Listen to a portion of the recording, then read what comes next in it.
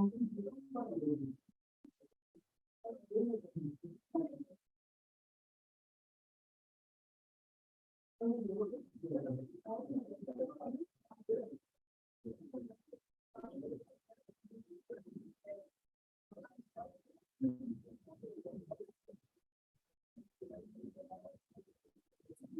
everyone, just checking if all of you are able to hear us. So it will be great if people can confirm in the chat window if all of you are able to hear us and you're able to see my screen. We'll get started very quickly.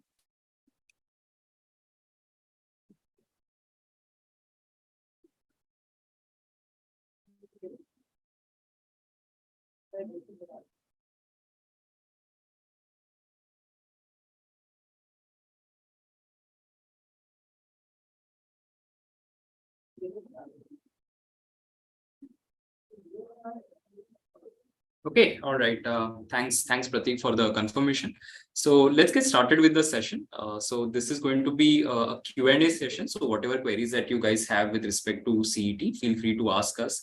If you want to know more about the next process and so on, of course, we'll talk about it. But any specific questions that you have, we'll try and answer those questions in this particular session. So I also have Shashank with me. So together, we'll try and answer all the queries that you guys have. So first of all, just some comments on the result, overall result. I know that most of the students have seen disappointment in this particular result. I can see a lot of students who reached out after the result was declared, informing us that they were expecting a much higher percentile, but the percentile is on the lower side. CET cell has not really given any clarification in terms of the actual score of the candidates or the scaled score, if there was any scaling that was done, and what sort of normalization. I mean, the normalization document that they have given doesn't really help in any way. So we don't really know how exactly the result has been calculated, but whatever percentile that you have, that's the reality that we'll have to work with. We don't really see anything major happening from here. In the past, there have been instances where people have filed cases and so on, but it just delays the admission process.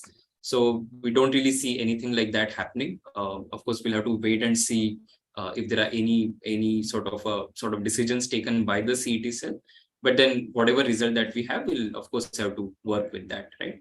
So keeping that in mind, what I would like, first of all, people to do is share your take on the whole thing. So what was your result like, which slot, what percentile, etc. We have also shared a link in the chat, so where you can upload your scorecard. So that's number one, because we use it for our own analysis on whether there was any sort of discrepancy between different slots. For example, last year also when we had done this, it was quite evident that a lot of people from slot 1 had suffered. To do a similar analysis this time, we'll need as many scorecards as we can get. So please feel free to share your scorecard through the link that we have just put it in the chat window. And you can also write down what was your score like, which slot you were in. So let's have some responses. If you can just quickly share what was your percentile and which slot you were in. And if your score was in line with what you were expecting, were there any big deviation from what was your expectation, or what were your scores in the sim CETs or your mock test? And from that, was there any major deviation on the actual CET score? We'll also do one thing. We are sharing a document right now. So you are seeing a particular document on screen. We are also going to give a link to that particular document to all of you. So this document, we have tried to keep it very comprehensive, and it talks about the top 15 institutes that one can get through the MAH-MBA CET. So we have given it at category level. So depending on what category you are from, you will be able to see the relevant data in this particular document. I can see some of you have given your details. So slot 2 percentile 99.94. Congratulations, I am on that. I think it's a fantastic score. Slot 1 79.5, 87.32 from slot 4. Expectation was 85, but got somewhere around 79.5. Okay, all right. Okay, so I think I can see some of you got low score. Some of you have, of course, reported some high scores as well. Retest slot 97.79. Okay. Unfortunately, a lot of information is not there about retest considering the limited number of people who appeared for it. But then, yeah, 97.79 is again a reasonably good score. So now from here, let's slot to 99.86. Okay, that's a good score again. Congrats on that. So from here, the process works like this, that firstly, there will be an advertisement of the CAP round, right? Or a notification of CAP. So CAP is a centralized admission process, right? So what happens is from here, the admission process is going to be through a centralized route. So there will be an official notification on this centralized admission process called CAP. And in this CAP document, they will list down what all exams they're going to accept for the admission process. And then what are the timelines for this? So the timeline in terms of when will the notification come out, when will the form filling start, when will the provisional merit list and the final merit list will be released, when will the CAP round 1, 2, 3 begin, etc., and when will they close, and so on. So all of those details will be made available on the CET cell website. We don't know exactly when they're going to do it, but we can expect maybe within the next 2 to 3 weeks, some sort of an activity on this front. Maybe it could be just the notification or notification plus maybe start of first CAP round. We don't know that yet, but maybe in the next 2 to 3 weeks, we can expect at least some sort of an indication as to when it is going to happen. So the first step will be CAP notification. And once that notification is released, you will have to fill the CAP form in which you will have to upload some documents. Okay, so the document upload is a very important step. So the first and foremost thing that I would recommend all of you to do is to get your documentation in place. Right? It's very, very important that you have all the documents with you, whether it is your birth certificate, domicile certificate, if that is applicable, your caste validity certificate, and so on, your EWS certificate. So all the certificates, right? Whatever is applicable in your case, start getting that documentation in place, because a lot of times we have seen this, that people are eligible for a particular document or a kind of a seat, but just because they are not applied for that document or they don't have it, they miss out on a very good chance, right? So even if you don't have the final certificate in your hand, but if you have applied for it, right? Even in your CAP form, you can indicate that I don't have, let's say, the validity certificate right now, but I've applied for it. This is the application number and so on. Even that works, right? So they will give you a cutoff date by which you have to submit that document. But please start with the documentation process. We can of course see a lot of more scores now. So slot 2 99.77, 97.76. Last year had 97 but got 80. That's sad to know. I think I'm pretty sure that most of the students who appear for CET again generally expect an improvement. But maybe just because of the way it was conducted, maybe some people have got affected. Shashank, anything from your side on the result? Anything that you want to share? Yeah, so again, honestly speaking, can't really comment a lot on the result considering the circumstances under which the test was conducted, right? So some people got 3 hours, there was a retest, some people, there was some discrepancies reported in that regard as well. Some people might have got 3 hours but might not have got the retest. So all those kind of things happen. So it's very difficult to predict, right? Having said that, large deviations in percentiles might not be completely attributable to the test, right? So there could be a situation wherein the test being on the easier side, each mark will count for a lot more than what it would have otherwise. So a lot of people might end up getting a 120, let's say, out of 200. And you might have made 4 or 5 silly errors and you might have slipped to 115, let's say, for example. In that case, the fall is also going to be a lot. So as of now, obviously, we don't have a lot of data which we can plot and see, but we have always seen that there is a skew in terms of CET marks versus percentile, right? So a lot of people will be concentrated around that 90, 93, 95. So these numbers have a lot of aspirants being there, and obviously all of them will have the same percentile more or less. So the fall in terms of percentile is also going to be much more than what it would be like if it were normally distributed. Right, so that is generally the case in the marks that you have got. Again, as Prasad sir already mentioned, it's very difficult to expect some action that is going to happen. honestly, we were sort of pleasantly surprised that there was at least an attempt of going for a retest, considering the kind of complaints that were raised. But beyond that, again, from a personal end, I will be very surprised if there is some tangible action that gets done at this point in time, right? So we see this in across many years, that such things have happened, but then sadly, there is not a lot that we can do from our end, or that happens in general, right? So it's best to sort of take a call at this point in time, what needs to be done. The idea is for you to figure out which all colleges are you sort of eligible for, or where or do you have the best shot. If you haven't applied to PGDM courses that are open yet, make sure that you do that so as to improve your chances. If you do not have a plan B, if CET was not exactly your last test and you were mentally prepared to go for another attempt, then good for you, as in you have the answer now. So make sure that you start preparing aggressively towards your next attempt, right? And obviously, if you have taken only the CET and you have not really performed as per your expectations, that is a lesson in itself, wherein you will have to take multiple tests going ahead, right? You don't really need to focus on only one test, especially when it might be again in the form of a CET. So you might also want to keep your options open, be it in terms of say CMAT or SNAP or NMAT or a TestNet or a MyCat or an ATMA or a MAT, right? So you have to keep all these options open, which are similar to the CET in terms of context, in terms of level of difficulty. So make sure that you're doing that as well. You're not just focused on one test. And in terms of what is going to happen when it comes to the cap rounds, Prasad sir has already mentioned a few things. Of course, there are a lot of definitions that are there in the document as well that you can go through. And make sure that you get the documents ready. That is very important, because you never know when they might start with the verification process. And in a lot of situations, you might not be able to avail reservations purely because you don't have the supporting documents. So make sure that you do that and are prepared for the verification rounds.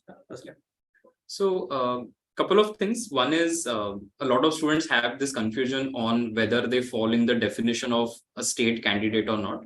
So there are 85% of the seats, right, in any college are essentially for, so I'm talking right now about colleges that offer the Master of Management Studies program or the MMS program. So in all these colleges, 85% of the seats are reserved for Maharashtra state candidates. In some colleges, out of these, the seats can be further bifurcated as a home university candidate and outside home university candidate. So let's say, for example, you are somebody who has done graduation from Mumbai University, and now you are applying to, let's say, a Sydenham, right? In the cap round, you are filling Sydenham as one of the preferences. Now you're coming from Mumbai University and you are going to Mumbai University College. So that is why you're considered as a home university student. Versus, let's say, you have done your graduation from University of Pune, and now you're applying to a college in Mumbai. Then for that, you'll be considered an outside home university candidate. So if you're coming from any other university in Maharashtra and applying to, let's say, Mumbai University, then you become OHU for that particular institute. In a lot of colleges, there is no bifurcation like that, and it's completely state seats that are there. For example, at JBIMS, there's no HU, OHU bifurcation. 85% of the seats, they are all state seats. The remaining 15% of the seats are what is called All India seat. Now, for All India seats, they are going to accept multiple tests.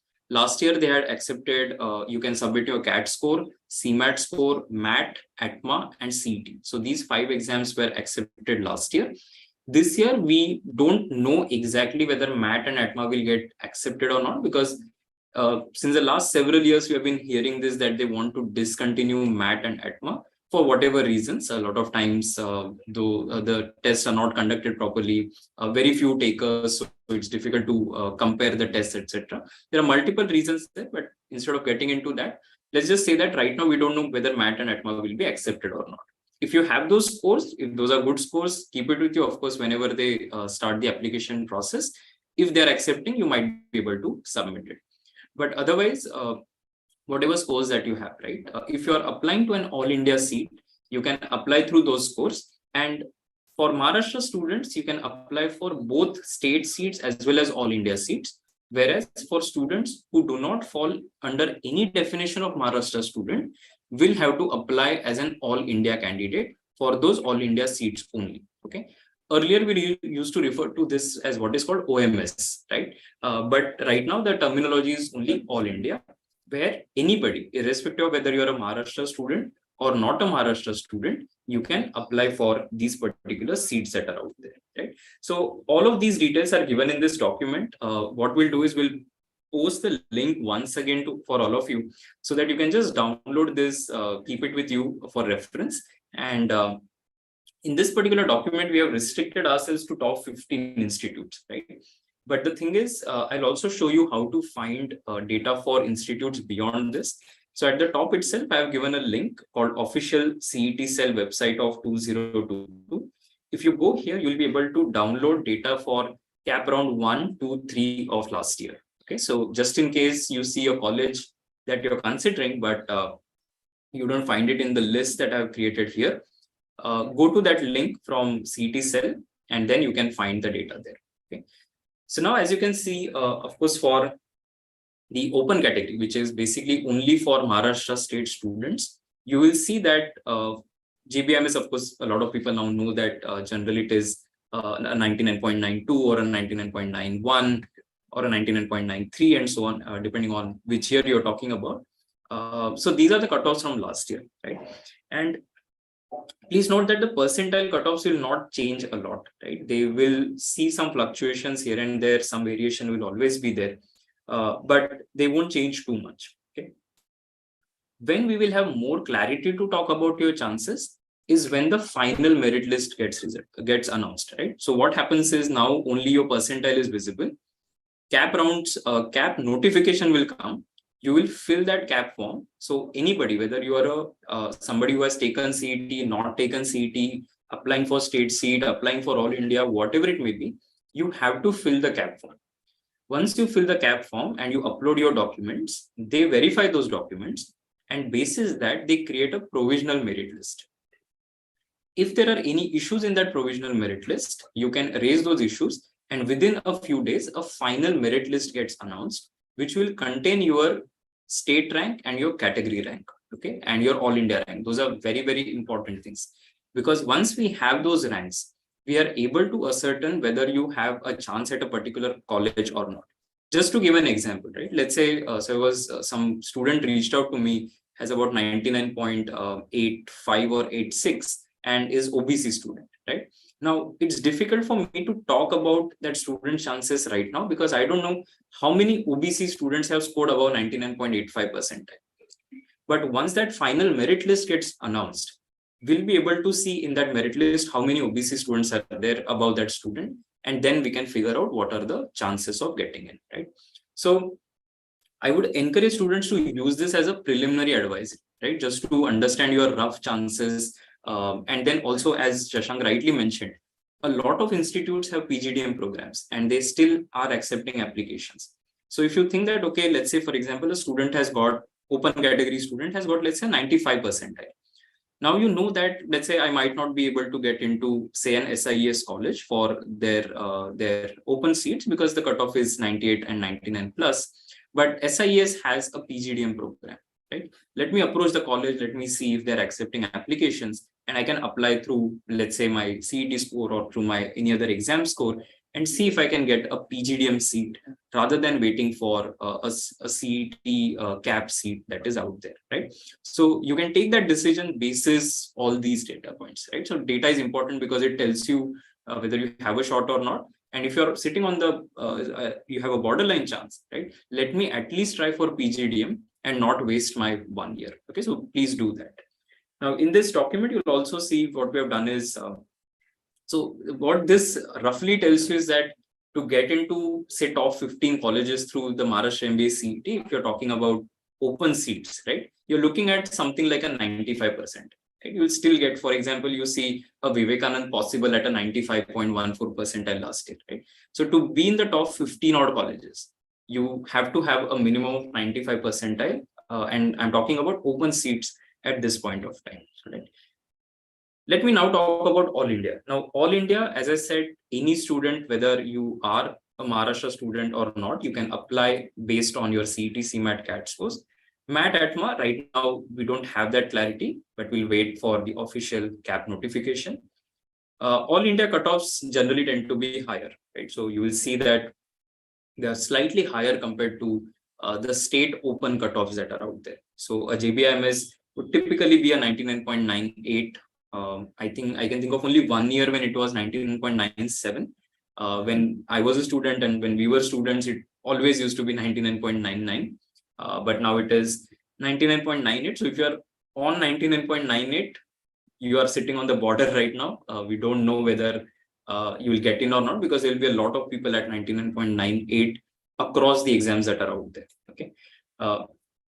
As you see, of course, as you go down the ranking, the cutoff will start going down. A Welling curve, for example, is possible at 99.89, almost a 99.9 that is.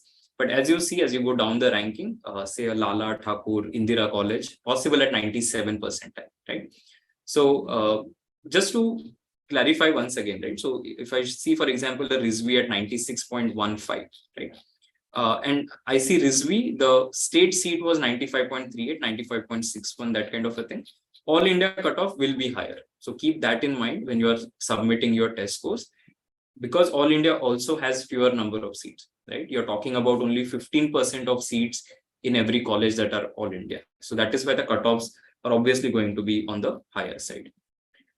Now, if you are reserved category in any way, right? So whether it is OBC, SC, ST, and so on, we have that data as well. So EWS also, we have given that data. Again, all of this is picked from the official documents. So this is something that is coming from CET cell itself. For colleges beyond this, as I said, you can go to the website and download the cap round 1, 2, 3 data. Okay. Again, you see that almost to get into top 15 for an EWS student also, you need like at least a 95 percentile. Then a lot of colleges also have minority seats, right? So it could be linguistic minority, it could be religious minority. The unfortunate thing is that these cutoffs are very, very difficult to predict, right? Because you would never be able to predict as to how many, let's say, students from a particular minority have taken the test. Okay, so that is why. Plus, it fluctuates a lot from round to round. So we have seen huge variations in terms of cap round 1 cutoff versus cap round 2 or a cap round 3 cutoff for minority seats, right? But then again, you can take this as sort of an indication at this point of time. I remember there was one of the years in which Lala minority cutoff went as low as 20%, right? I don't know which year it was, but it had gone to that low. So it's very difficult to predict what the minority cutoffs will be. But again, if you get all the documentation in place, which is what we have been urging you guys to do, I'm sure you will be able to make a benefit, make the most out of this particular thing, right? NT students, what I've done is, because again, there is a classification that is done. Earlier it was NT 1, 2, 3. Now I think they refer to it as NT ABC in the official documents that are there. So that is why we have given a range, right? So again, you will see that like a minimum to get into top 15 sits at 95%. Also, this happens because not all the colleges are going to have NT seats, right? So depending on what college you're talking about. So colleges that appear in the minority list are not going to have these seats. Okay, so they'll not have NT seats or say OBC or SC seats, etc. So that is why these cutoffs again are not very, very low. You will see that they are also high because there are fewer seats in every college and there are fewer colleges who have these kind of seats. All right. So keep that in mind as you are making your preferences forms, right? In OBC, again, depending on whether it is a state, home or outside home, the data has been given. You will see that typically OHU cutoffs are higher than HU cutoffs, right? And that is how it is going to be. So you typically see like maybe a 0.5 percentile higher here and there when you're looking at most of the institutes that are out there. OHU cutoffs slightly on the higher side compared to HU cutoff. Again, you will see that to get into top 15, you're talking about something like a 96 percentile, right? So if you are above 96 and you're an OBC candidate, you can ascertain your chance to some extent using this data that we have given.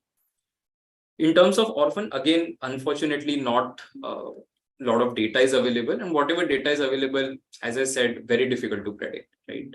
You cannot predict how many orphans must have taken the test. So that is why, and there could be some surprises also in the figure. So even when we were going through the data, we saw that some cutoffs are higher, right? And that can happen because somebody has frozen the seat in early round at a particular percentile, right? And did not really wait for a betterment. So when you start with the cap form application and when you're actually managing your strategy, it's very, very important to keep all these things in mind, right? So a lot of times we keep telling students to try for betterment. For some reason, maybe because of fear or whatever, people just secure their seat or just pay the fees, or just because they're not reading the documents properly, right? Even we publish a document on the cap strategy, and we would want people to use it whenever those rounds begin. Otherwise, you will end up making some mistakes. Okay, so please don't make mistakes while filling that cap form. PWD cutoffs, again, difficult to predict. There are various categories within PWD. We have given the range that people can look at. For SC, again, we have done SC, state, HU, OHU. Again, you will see to get into top 15, 95 point something is what you're looking at. Similarly, for ST also, we have given the data. In ST, a minimum would be somewhere around 80 to 85% to get into one of the top 15 odd institutes. Chetna, for example, last year, the HU had closed at about 86, right? But for other colleges, it is still higher. So Wellinger is 96 or a JB is 98 point something. Finally, I think we have the last, which is TFWS, the tuition fee waiver scheme. And this is an important thing because a lot of times students who want to try for this particular thing don't put that as a preference in their cap form, right? So in cap, what happens is you will have two different codes that are there. So for JBIMS, there will be one code which is all the regular seats of JBIMS, and there will be another code which is for JBIMS tuition fee waiver scheme seats. So you have to fill both if you want to be eligible for a TFWS. If let's say you want to have this tuition fee waiver scheme, but you didn't select that code, they will not consider you for those seats. Okay, so these are like nitty-gritties of the process. Of course, once the cap rounds begin, we will help you with all of that. We'll give you again a detailed document that can be used and so on. In this document, I've also given definition of Maharashtra state candidate. It's a very complicated thing. Lot of details to it. So I hope people will go through it and just try to figure out whether you fall in any of the definitions. For example, let's say if you don't have a domicile, right? But your parents have a domicile. So then that is something that can be used, right? So there are a lot of these details. Please go through it once properly. If you have any questions, you can always put a comment and on this particular video once it goes live, right? Any questions that you want to ask at this point of time to both of us? I can see a question from Sayam Jain. Are we supposed to upload graduation mark sheets? Yes, you have to upload your graduation mark sheets, but they will specify as to what they're looking for. So whether it is certificate or mark sheet and so on. But because it's a qualifying degree for the MBA program, you're supposed to upload that document.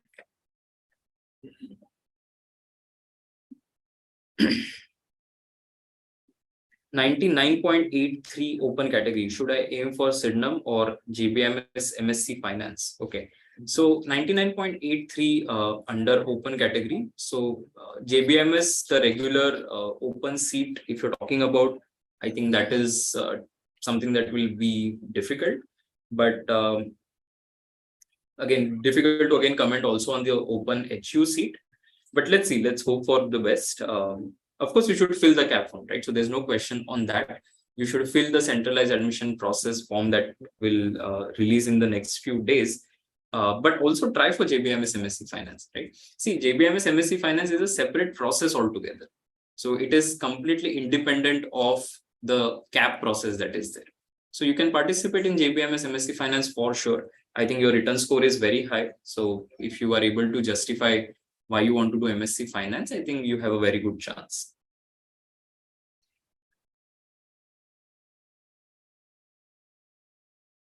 What is PWT NRT 1? I'm not sure exactly.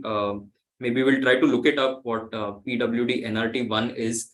But all the definitions will be given to you in the document, right? So don't worry about it. If you have any questions, you'll always be able to find that answer in the CAP document. When will the CAP registration start? So typically, see, what happens is once the results are out, they will give you some time for the verification process. So there will be an ARC visit that you will be able to schedule and do it.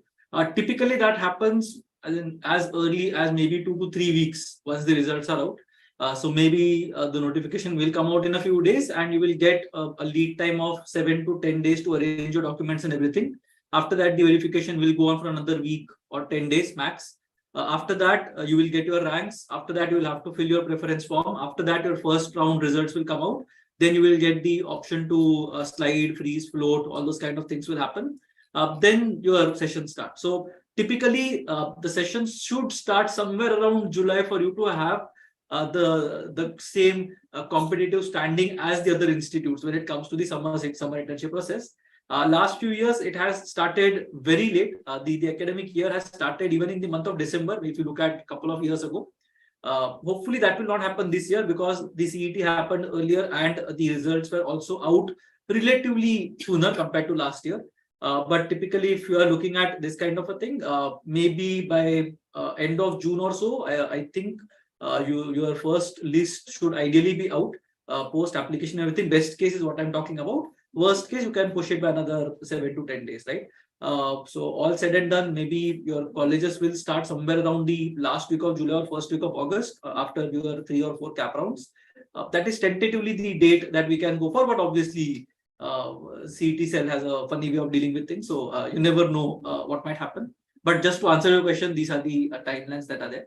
Also, in terms of JBIMS, MSc Finance, and SIMSRI, if you look at it, if you are interested in finance, right? If you have made up your mind that you want to get into finance, then maybe you can look at JBIMS, MSc Finance as an option because the curriculum is designed in such a way that you will be learning finance throughout your 2-year journey. Whereas in SIMSRI, your first year is going to be common across the various specializations, and in the second year you will be able to select some electives, right? So that will basically be how it goes. So if you are decided on finance, I think it's a fairly strong alternative. If you are not very sure, then a general MBA might make more sense at this point in time, at least.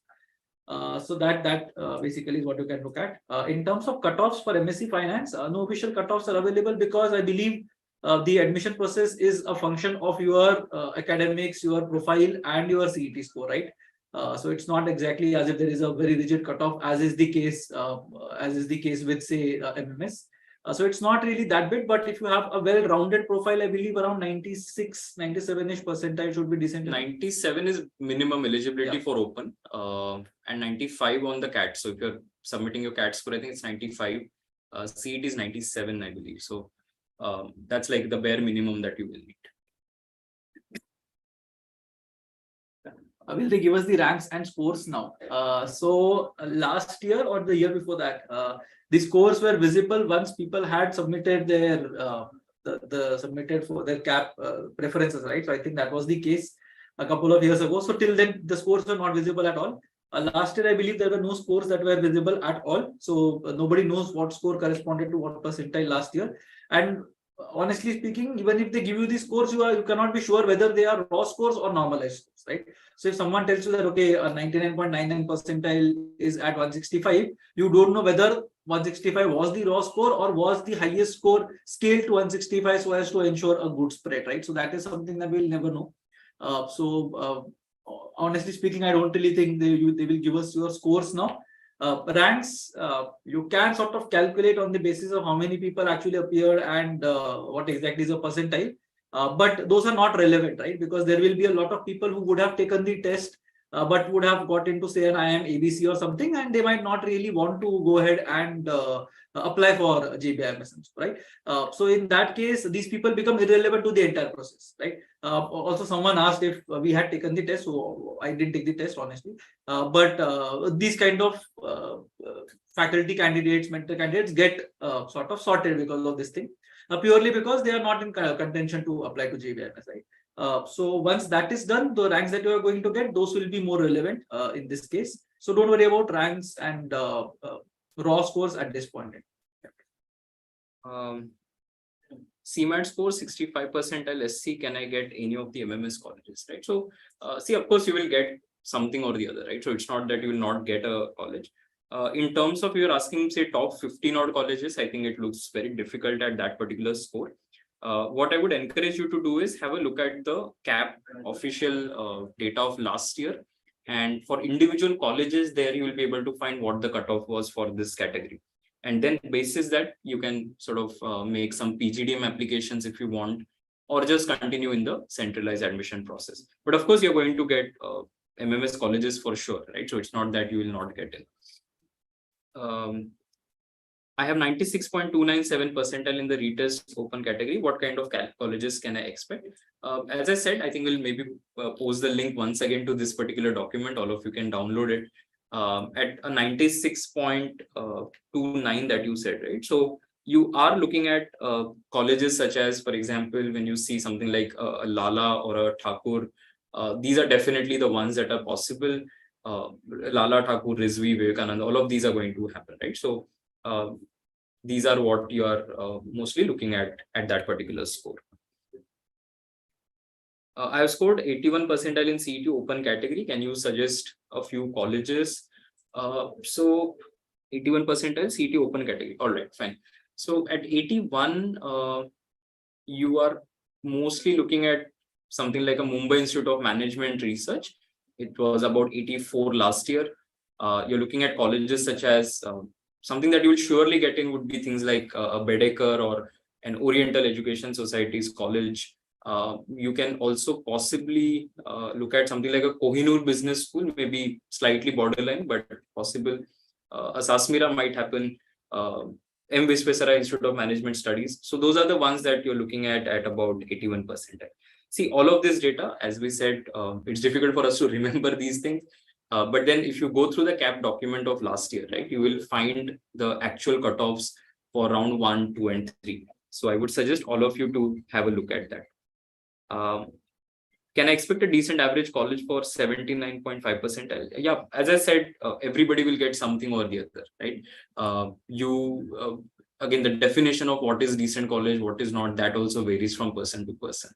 I would say you look at last year's document, and basis that when you fill the CAP form, right, you have to have a strategy that, let's say some college cutoff was 80 percentile, and let's say you're at 78 this time.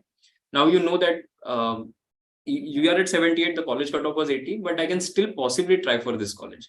And it's an aspirational college, so let me try to put it at a slightly higher preference when I fill the form. So a lot of those decisions can be taken. But right now, as we have been saying, it's too early to talk about what the final cutoffs would be like. Okay. Couple of questions. Sanchit and Riddhi, more or less similar questions.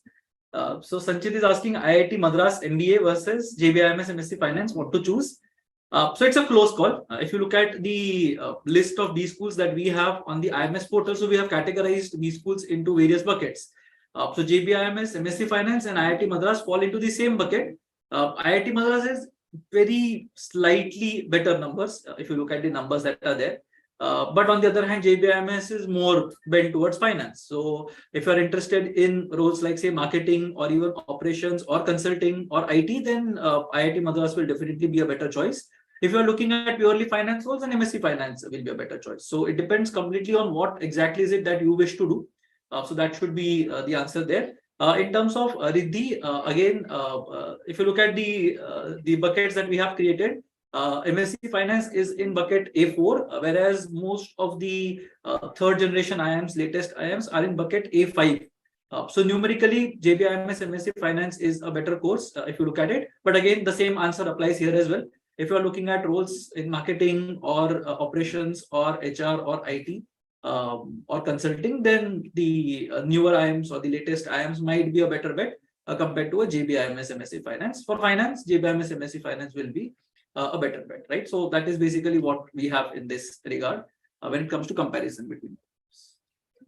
I can see a lot of questions on NT category numbers. So see, I think somebody has a very high score, 99.57 percentile on NT. I think you have a chance, but again, difficult to say whether what is the extent to which you can convert. So I would say wait for some time. Once the final merit list is out, we'll get to know. But you are looking at like a borderline JBIMS at 99.57. Bellinger should be through, even Sydenham should be through, right? So you're looking at one of the top 4 institutes. JBIMS, I'll of course reserve my comments on that. 93 percentile with NT category. Getting into top 15 odd colleges might be difficult. As I said, purely because the number of seats in every college is on the lower side, fewer number of colleges have these seats also. So that is why. But then you will have the past year data on the CET cell website that you can go through. I got 94.49 All India Open category. Which colleges can I look at? So All India cutoffs, as we have mentioned already, tend to be on the higher side. So at a 94, getting into a top 15 will be difficult, but then colleges beyond that will definitely be possible, right? Smith is saying it's unfortunate how the percentiles are so weird. It's my third attempt, always got about 90, was expecting 98 plus in slot 1 retest, but got 89. Smith, I think this is true for a lot of people this year. Unfortunately, a lot of students are not happy with what they have got. See, a lot of times these things are beyond our control, right? Ultimately, what matters is what we do with whatever we have now, right? So how do I strategize from here? As Shashank was rightly mentioning that you have to try for some of the PGDM colleges, right? So let's say at 89, maybe because let's say you're in open category, right? It might not be possible to get into top 15. But can I try for PGDM programs, right? Will something like, let's say, a Dalmia PGDM work for me? The answer is yes, right? So you can still get into some of the top colleges for PGDM programs, if not MMS, through whatever scores that you have. The only thing that you have to be now careful of is start applying wherever you haven't applied and colleges that are still accepting applications, right? Because CAP is going to be like a centralized process that will keep running. But PGDM, these are college specific things. So you have to apply to the college directly for this, right? What was minority quota cutoff, Thakur College? How is the process? Surbi, the process is exactly the same. So it's just CAP rounds that you participate in. As we mentioned, difficult to predict what the cutoff would be, right? But then you have the last year statistic, even the year prior, if you can actually do more research, you'll find the previous year cutoffs as well. But let's wait for the first merit list, which will tell us what chance people have. I know that now a lot of questions are going to go like this, where you share your percentile and ask your chances. But the thing is, apart from the top 15 colleges, we don't have the data readily with us right now. I've given a link to this document also in the chat window. Plus, we have also given a link to the CET cell website of 22, right? Through which you can find for CAP 1, CAP 2, CAP 3, what were the exact cutoffs in your category. Right? Because see, there are so many categories that are there. It's not possible for us to remember everything. So I would suggest that you go through all those documents that are there. Anything else apart from this thing? Anything else apart from chances? Yeah. So one thing is, a lot of people are confused between PGDM and MMS. What exactly is the difference between the two? So there is no difference, to be honest. At the end of the day, both of them will be equivalent to a degree in management, a postgraduate degree in management. PGDM is a diploma in management. MMS is a master's degree that you get, right? So at some point in time, if you decide to go for a PhD, if you want to get into academics and stuff, then a master's might have more weight compared to a PGDM. Not saying that after PGDM, you will not be able to do a PhD equivalent. There are always programs like FPM that exist. So you can always go for that. But unless you're looking for academia, it does not really make a lot of difference.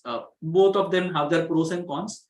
MMS, of course, is the one where the cream of the crowd will be there because it is based purely on your written scores. And that's why the cutoffs, if you see, are very high. So a college wherein you will be able to see your MMS cutoff being somewhere around 98, 99 percentile, the same college might invite you for a PGDM program at a 90th percentile as well. So these kind of things will happen. That's why a lot of people who will be in the MMS program will be very good in terms of aptitude. But in terms of the PGDM program itself, if you look at it, the people who are shortlisted and who get final admits for PGDM will be the ones who would have cleared a GDPI process. And when you look at the actual placements that will happen in terms of the summer internship or the final placements, a lot of these processes will also have a GDPI aspect to it. So people who have already undergone a GDPI process and have emerged sort of victorious at the end of it will have a better shot at the companies, participating companies as well, because companies will definitely not ask you for your aptitude score, or they might not really test your written abilities, right?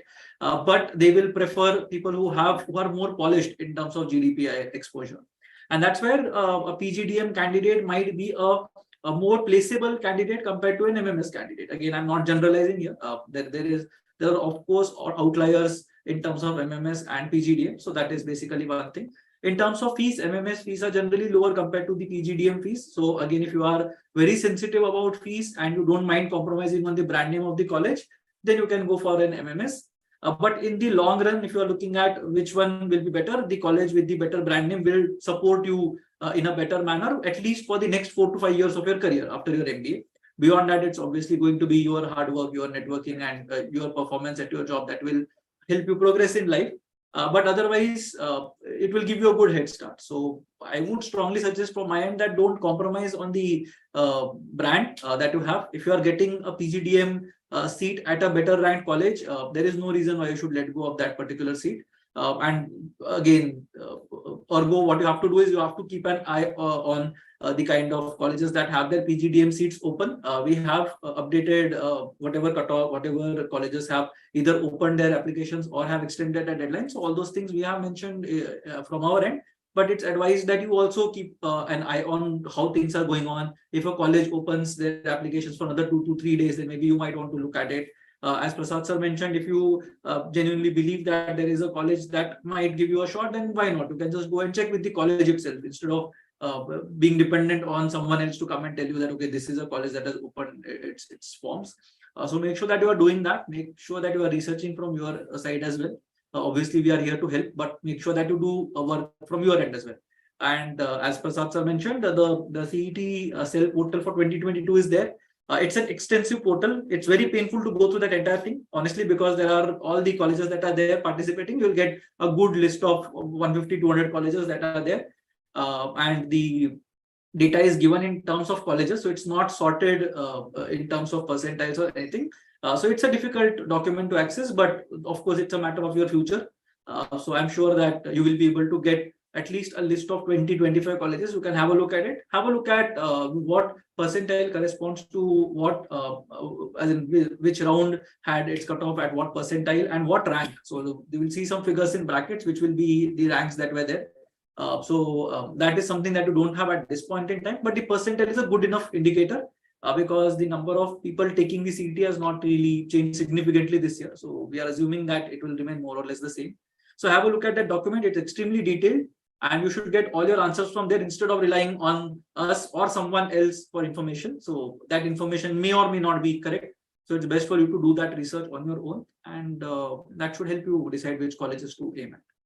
We'll take a last few questions before we close, as we are nearing the end of the session. Vanraj has asked whether cap round are for MMS. Yes, that's correct. Sayam, what if you're in the final year of graduation? What all documents will be required? That list will be given, but basically you just need to submit all the mark sheets that you have. So if you're in the final year, I think your first year, second year, all those mark sheets will be required. Mayank at 94 percentile All India Open category, which PGDM colleges I can apply for? So PGDM is a separate process altogether, which is done by the college, by the respective college. They have the freedom to run it. So for this, we have published a document. If you are not there on the Telegram channel that we have, please join the IMS Telegram channel. And there we had shared a document on the different CMAT colleges that are still open and what are the cutoffs. But at 94, I would say most of the PGDM colleges are possible, except maybe a few colleges such as KJ Somaya that have traditionally had, let's say, 97, 98 as the CMAT cutoff. Sonali, what is the process of vacancy round after cap process? So a lot of institutes have, there might be some vacant seats. They try to fill it as much as possible in cap round 1, 2, 3 only. But then if there are any vacant seats, you can directly approach the college and they will conduct the process. There is also something called A cap that may get conducted, which is additional cap. Just in case the college seats do not get filled, then it is almost like on a first come, first serve basis kind of a thing. Of course, looking at your merit as well. Will MMS and PGDM have the same placement opportunities? Yes, as much as possible. Wherever I know, people sit together. MMS, PGDM doesn't matter. People sit together for the final placements.